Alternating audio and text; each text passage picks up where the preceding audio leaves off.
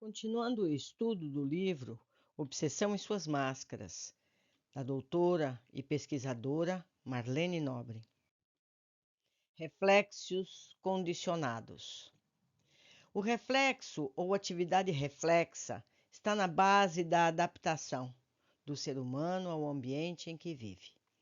A célula viva possui como uma de suas principais propriedades a excitabilidade, antes conhecida como irritabilidade, e é essa que torna possível a realização do ato reflexo. Este constitui a base fisiológica de adaptação do organismo ao meio ambiente e permite o seu equilíbrio em relação ao mundo que o cerca. No homem, ou seja, na humanidade, essa atividade reflexa é extremamente complexa. Estudando a escola de Pavlov, preconizou-se dois tipos de reflexos: os congênitos ou incondicionados e os adquiridos ou condicionados. Quando falamos em reflexos congênitos ou incondicionados, estamos nos referindo a uma série na qual englobamos os alimentares, os posturais, os sexuais, detentores de vias nervosas próprias, como que auridos da espécie, seguros e estáveis, sem necessidade do córtex. Mecanismos da mediunidade fala sobre esse assunto. Já os adquiridos ou condicionados, que não surgem espontaneamente, mas são conquistados pelo indivíduo no curso da existência, têm a necessidade da intervenção do córtex cerebral, desenvolvendo-se sobre os reflexos pré-existentes ou congênitos. Como exemplos de reflexos incondicionados, temos, entre inúmeros outros, a secreção da saliva, o de suco gástrico, assim que o alimento é colocado na boca, a tosse para impedir a penetração de um corpo estranho na laringe, o aumento do suor quando faz calor ou de calafrios e tremores quando a temperatura baixa.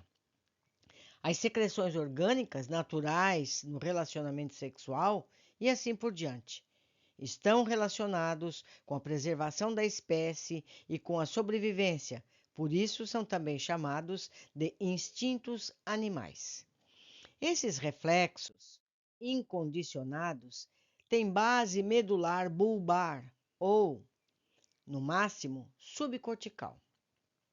Já os reflexos condicionados são adquiridos e fundamentam-se no córtex cerebral, constituindo uma característica do indivíduo, fruto da sua experiência e adaptação ao meio. Mas como é de se dar o arco reflexo condicionado pela conexão temporária? Retomemos a experiência de Pavlov, descrita por ele próprio. Vamos lá. Produz-se num cão uma fístula gástrica destinado a recolher toda a secreção estomacal do animal.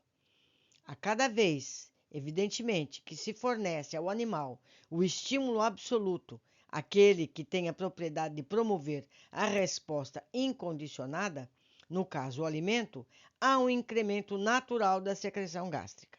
Em ocasiões sucessivas, antes de se promover a estimulação absoluta, introduz-se uma bonificação qualquer no ambiente. Uma batida de gongo, por exemplo. Sempre logo após o gongo, o animal é servido do seu alimento, ou seja, do estímulo absoluto.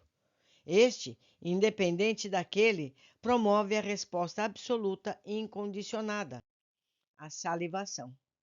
Após um certo número de repetições da antecedência do estímulo, indiferente sobre o absoluto, faz-se soar o gongo, estímulo indiferente, sem fornecer a carne, excitante absoluto.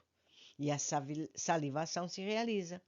Nessa experiência clássica, tivemos inicialmente um excitante absoluto, incondicionado, natural, instintivo, congênito, o alimento, que agiu de forma mecânica sobre a mucosa bucal do animal.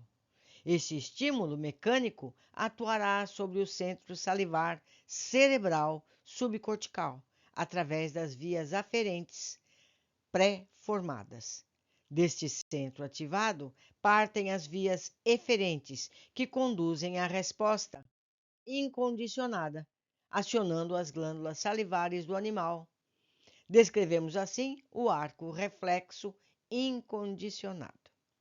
O homem, ou seja, o ser humano, está sujeito a uma vasta amplitude de sinalização, de modo que cada um dos seus reflexos incondicionados ou congênitos está cercado por uma grande quantidade de outros condicionados, reflexos estes que elabora progressivamente e sedimenta de forma gradual.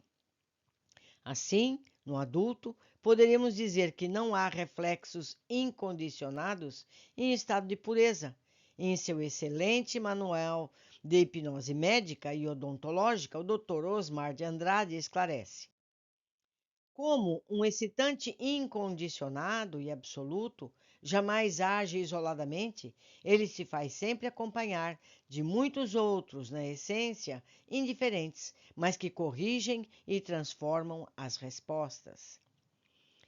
Dessa forma, a impulsão cortical, sujeita, por sua vez, ao domínio da vontade, do raciocínio, da educação, pode perfeitamente modificar, transformar ou inibir o arco reflexo absoluto. Esse impulso cortical é sempre exercido através daquelas vias novas a que chamamos de conexão temporária, base de todo o condicionamento cortical. Todas essas passagens estão incluídas no livro Manual de Hipnose Médica e Odontológica. Vejamos agora como agem os outros fatores do meio externo, os novos estímulos conhecidos como indiferentes. Pavlov introduziu um gongo, isto é, um estímulo indiferente sonoro, sempre precedendo a colocação do alimento. Ele fazia isso repetidas vezes, reforçando, portanto, o estímulo e tendo o cuidado de colocar o animal em uma torre silenciosa para que não houvesse sobre ele incidência de outros indesejáveis à experimentação. Pelas vias auditivas, o estímulo sonoro propaga-se até atingir a zona sensorial auditiva, cortical do animal, onde é percebido. Há, desse modo, pré-existência de dois estímulos, o mecânico incondicionado, que é o alimento, e o sonoro indiferente, que é o gongo. Com isso, estabelecem-se novas vias de condução nervosa cerebral, unindo esses pontos o centro auditivo ao salivar. A prova de que a conexão temporária se estabeleceu pode ser constatada pelo fato de que se observe a salivação do animal por reflexo condicionado, somente com o sinal do gongo, sem a apresentação do alimento. Essas conexões temporárias permitem ao animal adaptar-se ao meio. Desse modo, as variações do habitat, dependendo do grau de repetição ou de permanência, provocam nele respostas conciliatórias apropriadas a essas alternativas. Vejamos assim que ele modifica sua conduta ou parte dela, e daí por diante aquela resposta instintiva, primitivamente pura e incondicionada, passe a apresentar-se de modo a moldá-lo às novas circunstâncias.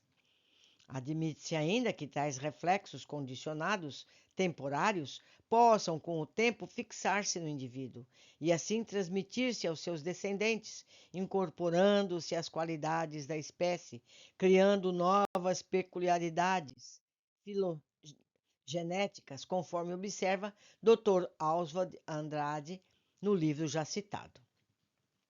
Neste ponto, lembramos as mutações genéticas, o processo de memorização, fenômenos que estão circunscritos às células orgânicas, mas que são atributos do espírito imortal, com sua extraordinária capacidade psicocinética que lhe facultam a moldagem de suas indumentárias, tanto corporal quanto perispiritual, ao longo da escala filogenética, recolhendo sempre o repositório de suas próprias experiências.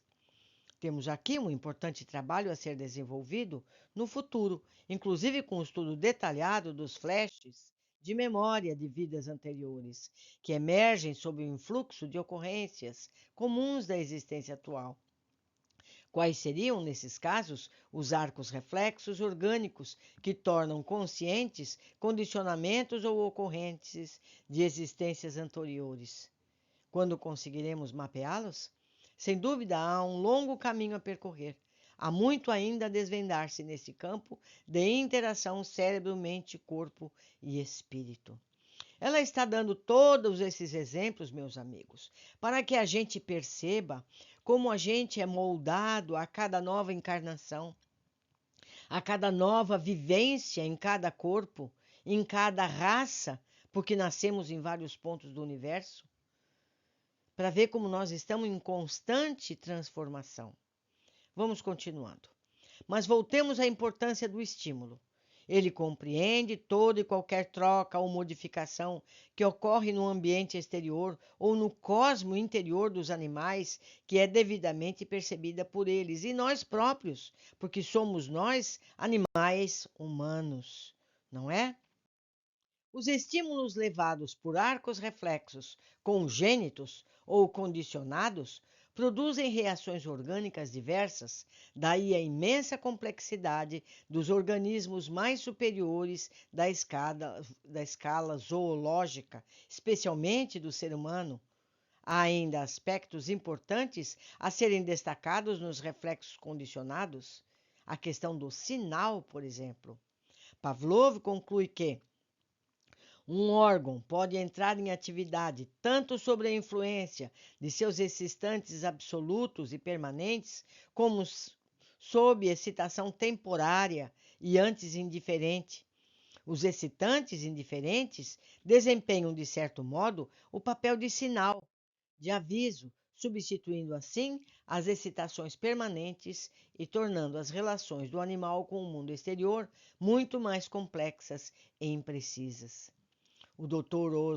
Osmar de Andrade enfatiza que, isso no Manual de Hipnose Médica e Odontológica, a repetição do estímulo indiferente, sempre precedendo a estimulação absoluta, sempre repetida, sempre reforçada pela ação incondicionada, termina por conferir ao agente antes indiferente a propriedade de, por si mesmo, por intermédio de um arco temporário cortical, que se torna permanente ou semipermanente, fazer desencadear a resposta motora. Depende-se aí disso que aquele estímulo antes indiferente transforma-se praticamente num aviso, num sinal da resposta desejada. Verifica-se ainda que, dentro do conceito de reflexologia, sinal é todo aquele estímulo antes indiferente e que se torna capaz, sob determinadas condições, de fazer desencadear uma resposta biológica. Como exemplo de sinal, temos o gongo, a campainha nas experiências realizadas por Pavlov. Imediatamente depois que o gongo soava, o animal recebia o alimento, de modo que ele era o sinal, o estímulo que desencadeava a resposta biológica. É importante também destacar que há dois sistemas de sinalização. O primeiro, o sistema de sinalização da realidade, que é comum aos homens e animais, oriundo do conjunto de estímulos exteriores e interiores, isto é, do meio ambiente do interior mesmo do organismo, ao homem, ou seja, à humanidade, os seres humanos, porém, é próprio um segundo sistema de sinalização da realidade, e que se constitui da elaboração mental a partir das imagens e dos conceitos contidos na palavra. A linguagem representa, assim, uma sinalização verbal, tornando-se a palavra um excitante condicional tão real quanto a coisa que representa. Ainda esclarece o Dr. Osmar de Andrade. A palavra que o animal representa tão somente um ruído, um som, para o homem, para os seres humanos, além desse estímulo mecânico que atinge o primeiro sistema de sinais, traduz também uma imagem a qual pode substituir a uma ideia que independe da própria imagem, até mesmo da própria palavra. Outra característica importante da palavra é a que torna válida para todos, independente da experiência pessoal de cada um, possuindo assim uma existência histórica objetiva e que se concretiza durante a própria evolução da humanidade.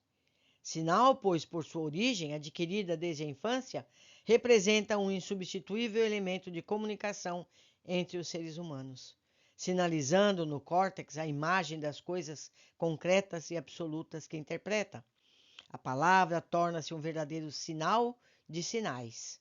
Como tal, pode a palavra substituir no córtex humano o sinal da realidade. Nos seres humanos, o reflexo condicionado pode se instalar, portanto, a partir de um som ou de uma palavra. Assim, se condicionarmos uma pessoa a uma determinada resposta ao som de um sino, depois de podermos desencadear a mesma resposta condicionada, simplesmente pronunciando a palavra sino, sem o som. E mais ainda, bastará que o paciente veja a figura do sino, ou mesmo pense nele, para que se desencadeie a mesma resposta. Sabemos que podemos obter a hipnose sobre o emprego de estímulos imediatos, no caso da palavra, de imediatos, outros estímulos, ou ainda pela estimulação combinada, para que se tenha êxito. É preciso que sejam preenchidas as condições básicas para a instalação do reflexo condicionado. Não vamos entrar em detalhes quanto aos mecanismos e técnicas do estado hipnótico, porque fugiríamos do nosso propósito básico neste livro. No capítulo seguinte, referimos-nos a pontos de aproximação entre o fenômeno mediúnico e o hipnótico. Amigos, a doutora Marlene se fixou muito em termos científicos. Eu quero tornar isso aqui muito prático. Por que a mídia, por que as propagandas usam certas imagens para estimular nas pessoas certos reflexos? Por que quando fazem propaganda de cerveja, eles põem uma garrafa nitidamente gelada? É só uma imagem. Mas as pessoas que apreciam cerveja imediatamente vão ligar aquela imagem à sensação de sede e vão procurar uma cerveja. O mesmo se refere a qualquer outro produto. Por que eles, com venda de automóvel, eles estimulam a imagem de pessoas ricas e poderosas? Não é verdade? Isso está sendo plantado na mente de quem assiste certos itens para que a gente relacione sem perceber aquela imagem a uma sensação. É isso que a doutora Marlene vai concluir no fim, que uma imagem pode disparar em nosso cérebro determinadas sensações. E é assim que usam os espíritos obsessores esse fator que todos nós temos para obsediar uma pessoa. Então, o espírito usa determinadas imagens do passado, desse espírito, de cada um de nós, para que estimule em nós certos comportamentos. Espero que todos tenham percebido esse detalhe, para que possamos seguir adiante. Um grande abraço e até o nosso próximo capítulo.